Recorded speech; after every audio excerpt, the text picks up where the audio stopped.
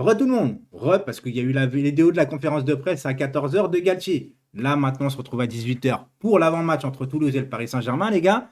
Et bien évidemment que la vidéo, je l'ai enchaînée tout de suite après, mais vous allez la voir à 18 heures. On se retrouve aussi, les gars, ce soir, surtout ce soir à 20 heures sur Twitch pour le J-1 en live. Vous pouvez monter en vocal, dire vos trucs, etc. On va faire notre compo ensemble. Là, je vais donner ma compo, mais vous pourrez donner votre compo ensemble, etc. Enfin bref, vous connaissez un peu le délire des lives sur Twitch. Alors, demain, qu'est-ce qui va se passer? Déjà, il faut retrouver un rythme, les gars. Un rythme de victoire. Ah, on avait enchaîné les victoires. On s'est fait accrocher au parc contre Monaco. Oui, accrocher, les gars, je le dis, c'est une contre-performance. Forcément, tu es à domicile, tu es en Ligue 1, tu dois gagner. Même si c'est Monaco, même si c'était ta petite bête noire, tu dois gagner. Tu as eu une contre-performance, c'est pas grave, ça arrive. En plus, il y avait Vitinha qui n'était pas là. Et Vitinha, je pense qu'il est sous-estimé par rapport à l'apport qu'il apporte au Paris Saint-Germain au milieu de terrain. On va dire que Verratti se sent mieux avec Vitinha, mais c'est normal. Renato, c'est pas le même registre. Et comme a dit Gatti en conférence de presse, Renato, c'est son premier match, il manque encore un peu de repères et surtout, il a été un peu trop tendre, un peu trop juste. Il manquait un peu de, tu vois, de se lâcher. C'est normal, c'est son premier match en plus au parc, il a un peu la pression. Mais voilà, de toute façon, c'est pas le même registre. On a bien vu que quand Danilo est rentré en deuxième période face à Monaco, ça allait mieux pour Verratti parce que Verratti a quand même besoin de s'appuyer sur quelqu'un qui l'aide. Oui, si personne l'aide, c'est chaud. Et Vitinha, en plus d'aider Verratti, il a un volume de jeu tellement énorme que je pense qu'on ne va pas forcément avoir peut-être une tendance à devoir absolument faire jouer Vitinha, mais c'est la paire. C'est la paire, tu vois. Même si moi, je préférais peut-être trois milieux de terrain pour sécuriser, un peu plus d'équilibre, etc. Mais ça, bref, on va rester sur le 3-5-2. Il faut perfectionner tout ça. Les pistons sont très bien. Il n'y aura pas de turnover demain, normalement, entre guillemets, de ce qu'a dit Galtier, les gars, parce que il a dit que pour l'instant, les joueurs sont en pleine fraîcheur, que certes, on va jouer tous les 3 jours, mais après le match de Monaco, c'est que ça commence tous les 3 jours. Il a dit que le turnover, on le verra vraiment évoluer au fur et à mesure des matchs.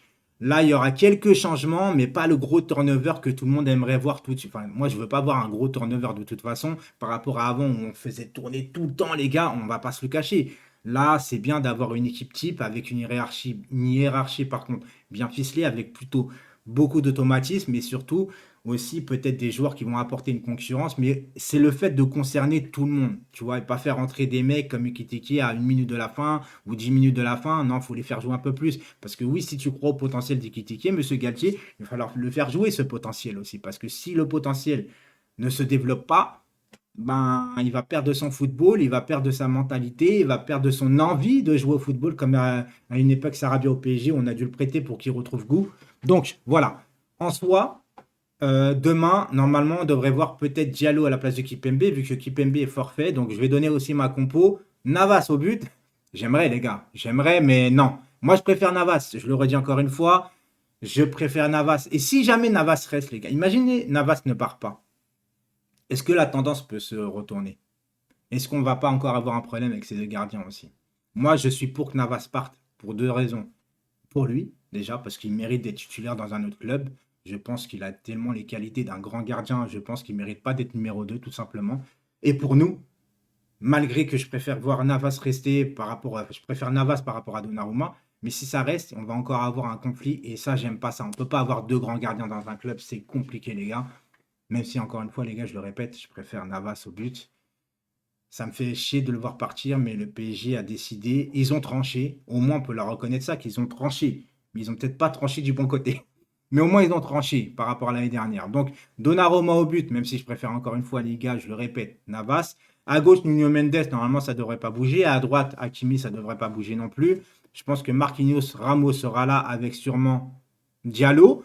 Peut-être Danilo.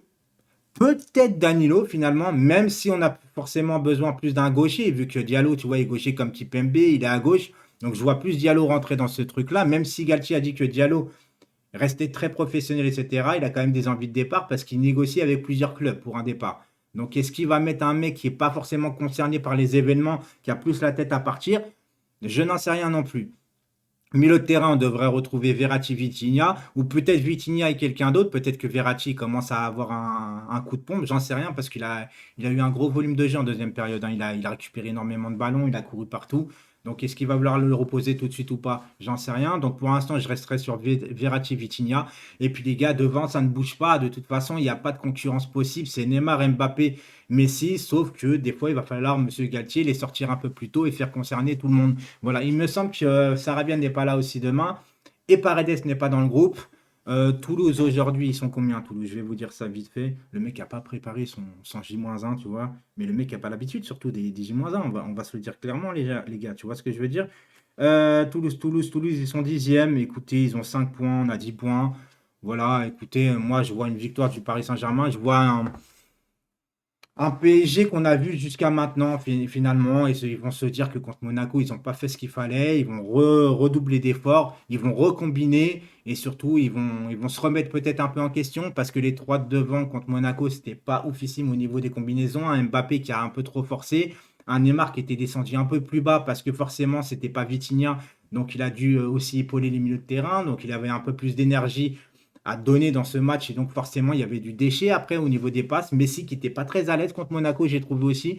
Donc, je vois un PSG en mode sursaut d'orgueil tout de suite, au bout de la cinquième journée, qui va retomber dans un collectif en pleine bourse. Je l'espère en tout cas. Je vois un PSG qui va gagner par 2 buts d'écart ou plus. Je pense, très sincèrement, en espérant qu'on va retrouver un PSG collectif. Voilà, c'est tout ce que j'ai à dire là-dessus. On se retrouve ce soir pour le J-1 tous ensemble et demain live en match. Voilà, tous ensemble encore une fois sur Twitch. Et je vous souhaite à tous une très bonne soirée et un bon match demain. Ciao tout le monde!